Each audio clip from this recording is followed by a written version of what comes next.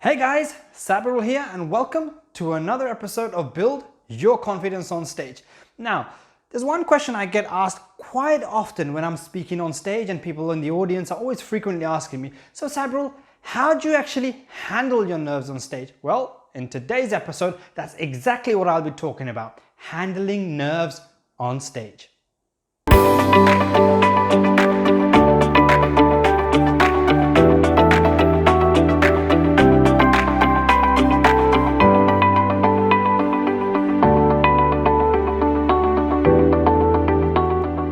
Before I go into the heart of this episode, I want to tell you that actually it's okay to be nervous.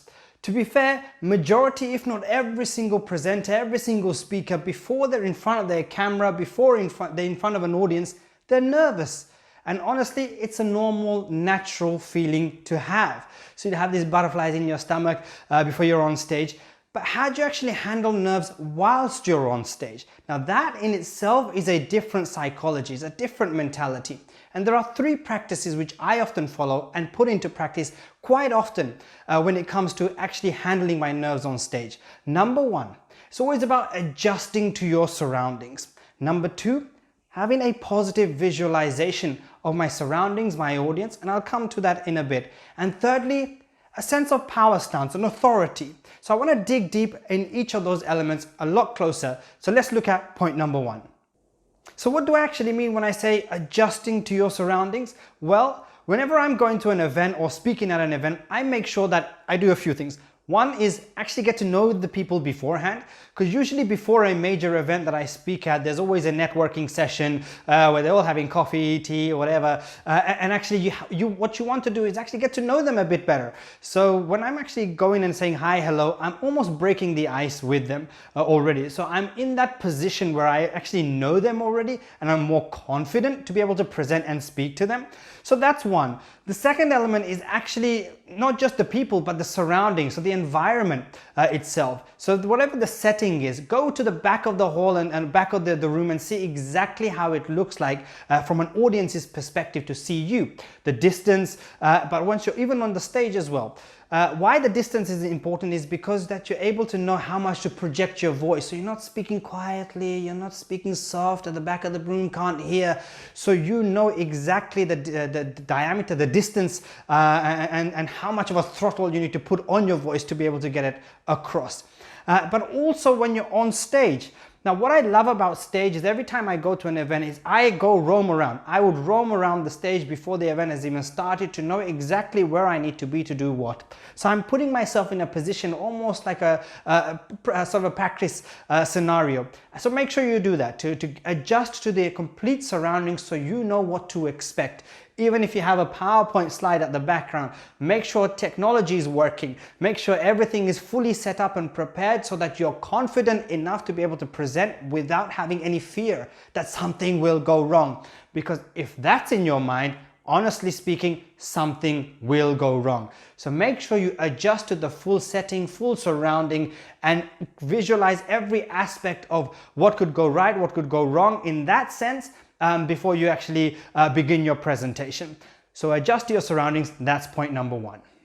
And this links very nicely with point number two, which is positive visualization. Now, what I do when I'm speaking at an event is I make sure that I'm always thinking happy thoughts, that I know that this is my next part of my presentation and I'm going to nail it. These are thoughts that I have in my head. Now, the worst thing the audience wants is for you to actually mess up on your presentation or do a bit of mumbling here and there and actually lose sight of what you're going to say or where you're going to go. So what you want is to think happy thoughts. Now, even before you've come onto stage, like as I said, you've adjusted to your surroundings and you've gone through what could go right, what could go wrong, making sure that you're all fully prepared. Now, once you are fully prepared, is having those positive thoughts that this presentation is what's going to be the best presentation of your life. You know how the audience, what the audience wants, the outcome, their objective as to why they're here, because that's what's brought you to this event in the first place. They've selected you as the speaker compared to many other speakers they could have selected. So they know they've seen something in you. So it's about having these thoughts, having that inner belief that you can do it. And I'm sure you've heard these things multiple times, and this is just almost like a repeat kind of thing, that each and every aspect of whatever you do in life, always have that self-belief, what I call self-acceptance. Now, if you don't accept yourself presenting on stage to have that positive vibe, energy, that passion, that to reach out to the audience, then I'm sorry, the audience will lose you, and the audience will not understand or get to know you, or will want to know you in a deeper sense. So be confident in how you're presenting and how you're performing, but make sure that when you do own the stage, or when you do go on the stage, own it like it's yours. There's nothing greater for a speaker than to go on stage and actually to feel the presence of the audience in the room. So always think happy thoughts. Make sure that you know your speech inside out, and you've practiced a lot and rehearsed a lot to be able to think those happy thoughts and to nail your speech.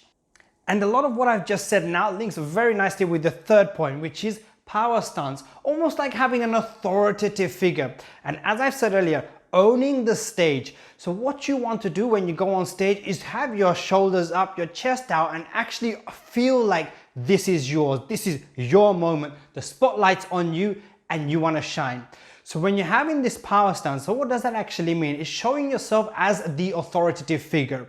Everyone has to look up to you. And that's what you as the speaker needs to have. So how do you do that? So what I do, for instance, when I go on stage, I make sure that I'm in the center when I'm starting off, and I start off with a bang, loud, clear, getting my vocals out, and I'm opening myself up.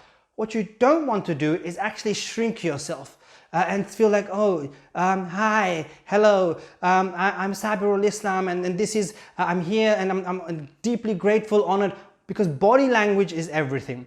When you have that ability to be able to express yourself, with matching your body language, the openness with powerful vocals, you have that sense of authority on stage. People are tuned in to want to listen to you.